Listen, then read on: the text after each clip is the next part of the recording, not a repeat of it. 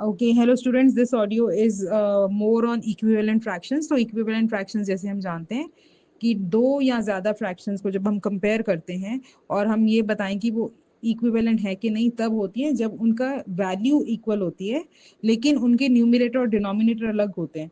दिखने में वो एक जैसी होंगी बट उनकी जो हर fraction दिखने में अलग होगी, numerator और denominators अलग होंगे। For example, 25/50 या 500/1000, ये दोनों इक्विवेलेंट फ्रैक्शन है 1/2 की, क्योंकि इनकी जो वैल्यू सब सेम है। 25 जो है 50 का आधा है, 500 जो है 1000 का आधा है, और 1/2। ये तीनों देखो दिखने में तीनों अलग हैं बट ये इक्विवेलेंट फ्रैक्शंस हैं। तो इसके बाद हमने ये किया था कि इक्विवेलेंट फ्रैक्शंस बनाते कैसे हैं। तो बनाने के दो तरीके हैं, मल्टीप्लिकेशन और डिवीजन। तो मल्टीप्लिकेशन से कैसे इक्विवेलेंट फ्रैक्शंस बनाई जाती है? By multiplying the denominator and the numerator with the same number. आप कोई भी होल नंबर चूज कर लीजिए, उसके बाद आप उसको उनके साथ मल्टीप्लाई कर सकते हैं। फॉर एग्जाम्पल, अगर मेरे पास फ्रैक्शन है एक 3/4, इसकी मल्टीपल फ्रैक्शंस में कोई भी नंबर्स चूज कर लेती हूँ मैं, 3, 4 और 5 सीक्वेंस से मैं चूज कर रही हूँ। तो अगर मैं इनके साथ बनाऊंगी 3/4 को, 3 को भी 3 से मल्टीप्लाई करना और 4 को भी 3 से, क्योंकि अभी मैं 3 यूज कर रही हूँ। तो 3 3 is 9, 3 4 is 12। अब फिर से 3/4 को अगर मैं फ्रैक्शन बना इक्विवेलेंट फ्रैक्शन बना रही हूँ यूज करके 4, तो ऊपर वाला नंबर न्यूमिनेटर 3, उसको 4 से मल्टीप्लाई किया, उसको 4 से मल्टीप्लाई किया, डिनोमिनेटर 4, उसको भी 4 से मल्टीप्लाई किया, आंसर आ गया 12/16। अगेन अगर 3/4 को मैं 5 के साथ इक्विवेलेंट फ्रैक्शन बनाने की कोशिश करती हूँ, तो दोनों न्यूमिनेटर डिनोमिनेटर को 5 से मल्टीप्लाई, न्यूमिनेटर 3 को इंटू 5 15, डिनोमिनेटर 4 को इंटू 5, आंसर आया 20। तो मेरी फ्रैक्शन बन गई 15/20। तो ये 3/4, 9/12, 12/16 एंड 15/20 ये सारी इक्विवेलेंट फ्रैक्शंस हैं। दूसरा तरीका होता है हमारा कि हम इन फ्रैक्शंस को डिवीजन के साथ हम करते हैं। उस केस में भी सेम काम किया जाता है। हम एक कॉमन जो हमारा होता है नंबर, उसके साथ हम दोनों न्यूमिनेटर और डिनोमिनेटर को डिवाइड करते हैं ताकि हमें इक्विवेलेंट फ्रैक्शंस मिल जाएं। तो डिवीजन के लिए हम क्या करेंगे, सेम चीज कि ऊपर का नंबर और नीचे का नंबर जो है सेम डिवाइड होगा। फॉर एग्जाम्पल, अगर मेरे पास एक फ्रैक्शन है 9/12, तो 9/12 को मैंने, मेरा कॉमन फैक्टर दोनों में से मैं समझ लूंगी कौन सा है। 9 है, ऑड नंबर है, तो 2 तो है नहीं। नेक्स्ट नंबर 3, मुझे पता है कि इसका दोनों 12 और 3, 12 भी है जो डिनोमिनेटर, वो भी 3 से कट जाएगा, और 9 भी। इन दोनों का कॉमन फैक्टर 3 है। 3 से दोनों ये न्यूमिनेटर डिनोमिनेटर कटते हैं, तो मैं इनको अगर डिवाइड करूं तो 9 को 3 से डिवाइड किया, आंसर आया 3, और 12 को 3 से डिवाइड किया, आंसर आया 4। तो मेरी इक्विवेलेंट फ्रैक्शन है 3/4। तो 9/12 की इक्विवेलेंट फ्रैक्शन मेरी 3/4 बन रही है। सेम अगर मैं कोई और नंबर ले लेती हूँ और उसको अगर हम करें, फॉर एग्जाम्पल मेरे पास है 9/15। अब फिर से 9/15, तो देखने से मैं समझ पा रही हूँ कि 9 जो है वो 3 के टेबल में आएगा और 15 भी आ जाएगा, तो 3 इनका कॉमन फैक्टर है। तो अगर मैं इसको दोनों से डिवाइड करती हूँ, 9 को भी 3 से, तो आंसर आता है मेरा 3, और 15 को 3 से डिवाइड करती हूँ, आंसर आता है 5।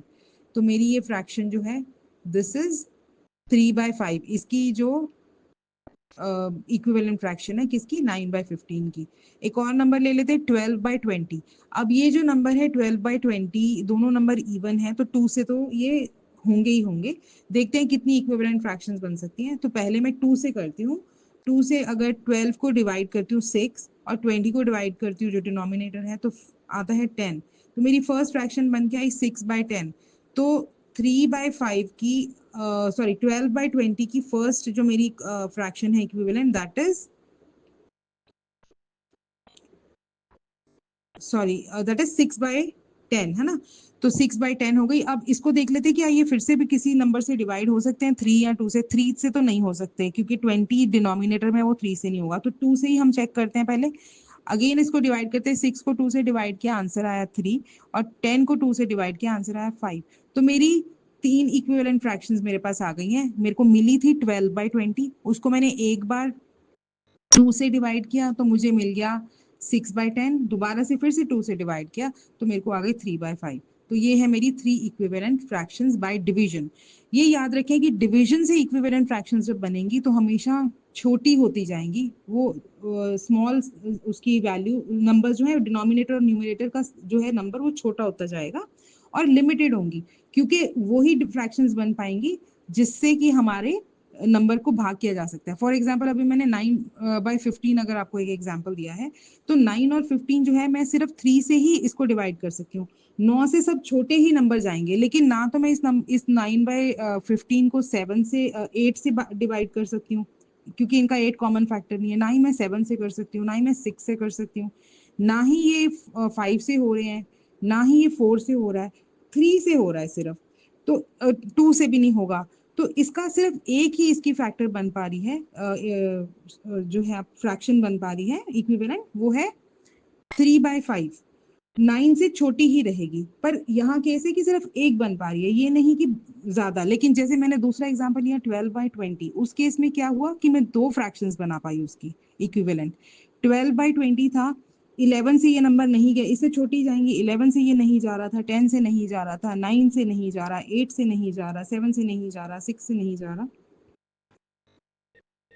फाइनली करते करते चेक करते करते ये मेरे को आइडिया हो कि ये 4 से जाएगा। अगर 4 से जाएगा तो मैं सिंपल सीधा ही एक फ्रैक्शन पे आ जाऊंगी। लेकिन अगर मैंने 2 फ्रैक्शंस बनानी है तो मैंने 2 से यूज किया है। अगर ज्यादा इक्विवेलेंट फ्रैक्शंस बनाने के लिए बोला गया है तो मेरे को जितनी बन सकती है मैंने 2 यूज किया है, उससे मेरी 2 बनी।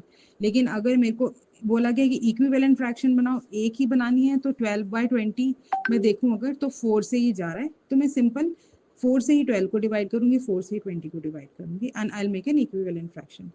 मल्टीप्लीकेशन के साथ हर नंबर से फ्रैक्शन बन सकती है और अनलिमिटेड मल्टीपल फ्रैक्शंस बन सकती हैं, और जो दी गई फ्रैक्शन होती है उससे सब बड़ी फ्रैक्शंस बनती हैं मल्टीप्लाई करने से। डिवीजन करने से सब उससे छोटी बनेंगी।